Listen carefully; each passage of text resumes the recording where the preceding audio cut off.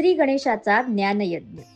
दाखरू सोमण यांचं लेखन आणि स्मिहा पाटोळे हिचं सादरीकरण. नमस्कार. माहिती घेऊया गणेश पूजनाची. गणपतीची षोडशोपचार पूजा करायची असते. हे उपचार कोणते ते आधी पाहू. आवाहन, आसन, पाद्य, अघ्र, आचमन, स्नान, वस्त्र, यज्ञोपवीत, गंध, पुष्प, धूप, दीप, नैवेद्य, मंत्रपुष्प, प्रदक्षिणा आणि नमस्कार या 16 उपचारांनी केलेली पूजा म्हणजे षोडशोपचार पूजा होय.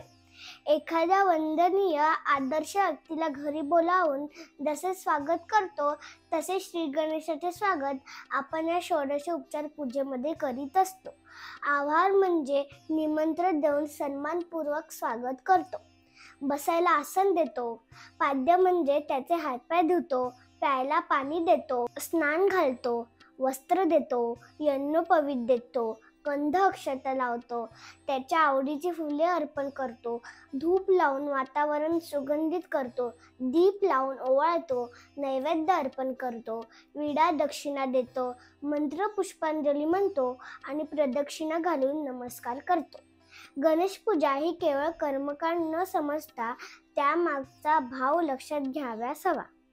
गणेश पूजनानंतर आरती म्हणतो. प्रज्वलित निरांजन तबकात ठेवून देवाला ओवाळण्याच्या विधीला आरती म्हणतात. आरतीमध्ये देवाची त्या आदर्शाची स्तुती करून मंगलाची आणि ऐश्वर्याची इच्छा प्रकट केलेली असते. आपण गणेशाची सुखकर्ता दुःखहर्ता ही जी आरती म्हणतो ती समर्थ रामदासांची रचना आहे. आरती हो ओरडून म्हणायची नसते, ती आर्त मधुर स्वरात आणि शुद्ध शब्दातच म्हणायची असते. आरती म्हटल्यावर आपण घालील लोटांगण हे भजन म्हणतो. ही रचना कुणा एका कवीची नाही. घालील लोटांगण या पहिल्या कडव्याची रचना संत नामदेवांची आहे. दुसरे कडवे त्वमेव माता पिता त्वमेव याची रचना आद्य शंकराचार्यांची आहे. तिसरे कडवे कायेन वाचा हे महर्षी व्यासांच्या श्रीमद भागवत पुराणातील आहे. अच्युतम केशवम हे चौथे कडवे आदि शंकराचार्यांच्या अच्युताष्टकम मधील आहे. हरे राम हे पाचवे कडवे कलिसंतरण उपनिषदातील आहे. हे भजन समजून घेतले तर ते म्हणताना आपणास अधिक समाधान मिळते.